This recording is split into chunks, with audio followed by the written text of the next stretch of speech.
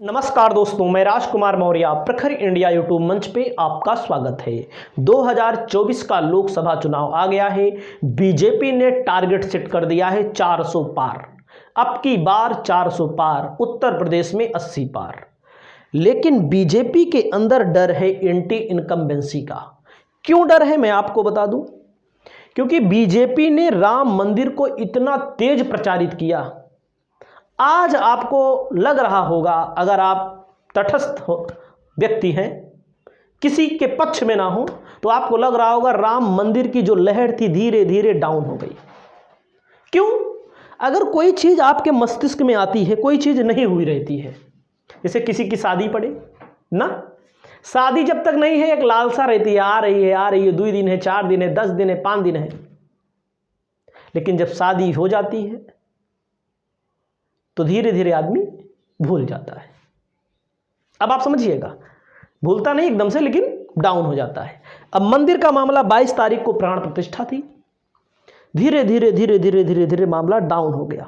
मैं नहीं कह रहा हूं, अगर डाउन ना हुआ होता, मोदी जी को विश्वास होता, बीजेपी को विश्वास होता, तो बीजेपी नीतीश कुमार को ना तोड़ती। आपको भी पता है क्यों तोड़ी। इंडिया गठबंधन कमजोर हो, कहीं ना कहीं विदेश बीजेपी को डर लग रहा था। बिहार में अभी भी बीजेपी बिहार को लेकर के आशंकित है। उसकी सीटें 39 थी, 39 से कम होना तय है, इसको कोई इनकार नहीं कर सकता। अब आ जाइए,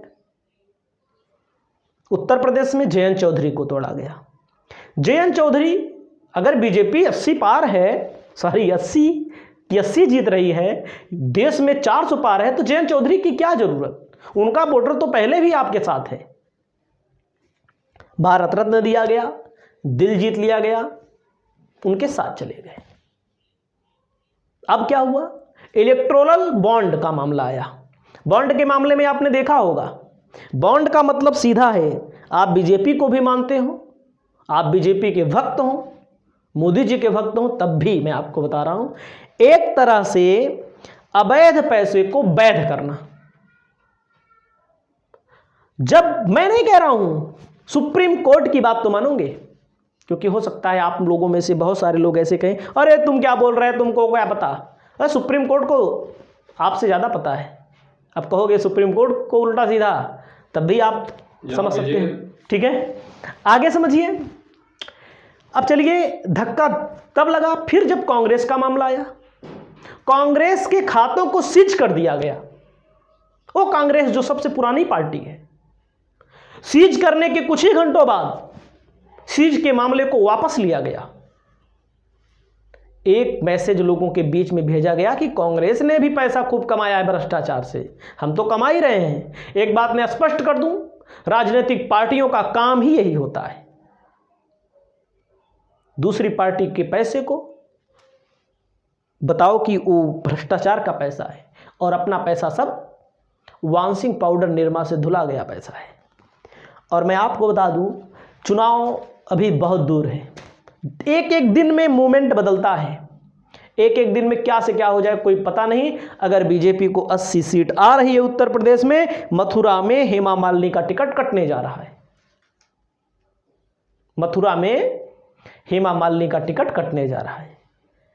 आपने इनका सर्वे भी देखा होगा, इनकी सीट खतरे में है, जो गोदी मीडिया सर्वे दिखा रहा है। बरेली से संतोष गंगवार ने रिकॉर्ड तोड़ 8 बार लोकसभा का टिकट, लोकसभा के सांसद बने हैं। इनका भी टिकट कटने जा रहा है, उम्र को लेकर भी, वैसे भी एंटी इनकम्बेंसी बहुत। बरेली की बात मैं बोल रहा हूं। सुल्तानपुर में मेनका गांधी का टिकट कट चुका है, पहले ही जान लीजिए, क्योंकि 2019 में 10-15 हजार वोटों से चुनाव जीतती हैं। जीतना हारना अलग बात है। 2014 में मंत्री रहती हैं, 2019 में मंत्री नहीं बनती हैं। कुछ लोग कहेंगे काहे मंत्री बनेंगी। उस समय से मेनका गांधी हैं भारतीय जनता पार्टी में, जब उसका झंडा ढोलने वाले लोग नहीं, उसके टिकट पर चुनाव लड़ने वाले लोग ही नहीं मिलते थे। जैसे आज अन्य पार्टियों का हाल है, जैसे कांग्रेस की बात करें आप, उससे भी बुरा हाल बीजेपी का था। अगला, पीलीभीत के सांसद वरुण गांधी, इनका टिकट तो 100% कटेगा, इनको कोई रोक नहीं सकता। इनका टिकट कटते हैं क्योंकि इनकी बातें, इनकी भाषण मोदी जी को पसंद नहीं है। जनता की आवाज़ उठाते हैं, मुद्दों पर बोलते हैं और मुद्दों से हटकर नहीं बोलते हैं, एकदम खरी खरी बोलते हैं। कांग्रेस के में भी जाने की इनकी चर्चा है। कानपुर की बात करें, सत्यदेव पचौरी का नाम, क्योंकि इनकी भी उम्र ज़्यादा हो चुकी है। फैजाबाद से लल्लू सिंह का नाम आगे चल रहा है कि इनका टिकट कट जाएगा। क्यों कट जाएगा? मैं नहीं कह रहा हूं कट जाएगा लेकिन 2014 में भी जीते थे, 19 में भी जीते थे। और कैसा कहा जा रहा है कि बीजेपी अपने किसी बड़े नेता को यहां से चुनाव लड़ाएगी, बड़े से बड़े नेता को। हो सकता है उनसे बड़े वाले नेता भी चुनाव लड़ सकते हैं। कैसरगंज से बृजभूषण सिंह शरण सिंह का इनका टिकट बदला जाना तय है। उसे कटेगा नहीं, क्योंकि बीजेपी को एक एक सीट चाहिए और बीजेपी की जो चाल चरित्र और चेहरा है बृजभूषण शरण सिंह के मामले में उजागर हुआ था, उससे आप इनकार नहीं कर सकते। तो आपने देखा हुआ हरियाणा, पश्चिमी उत्तर प्रदेश की जो जाट हैं वो बहुत नाराज हैं इस मामले को लेकर के। लेकिन हमको नहीं लगता कटेगा टिकट, इनका टिकट बदल देंगे, काटेंगे नहीं। और कट भी जाएगा तो मान लीजिए अगली पार्टी में चले जाएंगे, तब वो जीत जाएंगे, हमको लगता है ऐसा। क्यों जीत जाएंगे? क्योंकि उस तरफ इनका प्रभुत्व बहुत ज़्यादा है। अगला बदायूं से लोकसभा सांसद हैं संघमित्रा मौर्य। इनका टिकट 100% कटना तय है, इनको कोई रोक नहीं सकता। मोदी जी काट दिए इनका टिकट, क्योंकि अगर इनको टिकट इसलिए कटेगा क्योंकि इनके पिता स्वामी प्रसाद मौर्य को लेकर आप देखते रहते हैं, बीजेपी के खिलाफ इतना ज़्यादा बोलते हैं, बीजेपी फायदे हो जाता है, कहीं ना कहीं फ़ायदा भी हो जाता है और कहीं ना कहीं समाजवादी पार्टी का भी फायदा होता है। ऐसा नहीं है, क्योंकि जो बीजेपी का वोटर है वो बीजेपी को वोट देगा। स्वामी प्रसाद मौर्य पिछड़ों को गोलबंद करने के लिए, दलितों को, अति पिछड़ों को गोलबंद करने के लिए जाने जाते हैं। भले खुद विधायक का चुनाव ना जीत पाए हों, उसमें कई कारण भी थे। चुनाव नहीं जीत पाने के कारण ये भी थे कि उनके खिलाफ बहुजन समाज पार्टी ने ऐसे प्रत्याशी को खड़ा कर दिया कि वोट उनका काट लिया जाए। अगला है मछली शहर से बीपी सरोज का टिकट कटना तय माना जा रहा है। मछली शहर से इनका टिकट कट जाएगा क्योंकि 181 वोटों से चुनाव जीते थे 2019 में, इनका टिकट कटना तय माना जा रहा है। और हाथरस से राजवीर दिलेर, इनका भी टिकट कटना तय माना जा रहा है। बाराबंकी से उपेंद्र सिंह, इनका भी टिकट कटना तय माना जा रहा है। और मैं आपको बता दूं, ऐसे कुछ सांसद हैं जिनका टिकट और कटेगा, हो सकता है उनको दूसरी सीट दे दी जाए। विनोद सोनकर हैं, कौशाम्बी के सांसद हैं, टिकट हो सकता है इनका काट करके, जहाँ तक संभावना ज़्यादा है, कौशाम्बी के सांसद का टिकट काट करके इनको मछली शहर भेजा जा सकता है। प्रतापगढ़ के सांसद हैं संगम लाल गुप्ता, इनका टिकट लगभग तय माना जा रहा है, लेकिन अब लड़ेंगे तो परिणाम बताएगा। मोदी जी के नाम पे भले वोट मिल जाए, जीत जाएं, लेकिन बाकी व्यक्तिगत गणित के हिसाब से थोड़ा पीछे चल रहे हैं।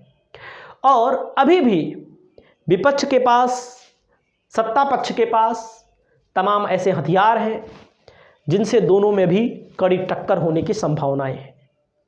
तो आपको क्या लगता है और किन सांसदों का टिकट कटेगा? लाइन लंबी होगी, इतनों को मैंने बताया, इनमें से अधिकतर लोगों के टिकट कट जाएंगे।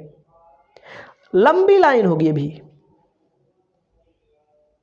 जहां पर भारतीय जनता पार्टी अपने लोकसभा सांसदों के टिकट काटेगी, नहीं काटेगी तो उसे हार का सामना करना पड़ेगा। क्योंकि वर्तमान सांसद जो भी होते हैं, विधायकी में आपने देखा होगा, जिनका टिकट नहीं कटा, जिस सीट का बदला नहीं गया, वहां से चुनाव बीजेपी हार गई।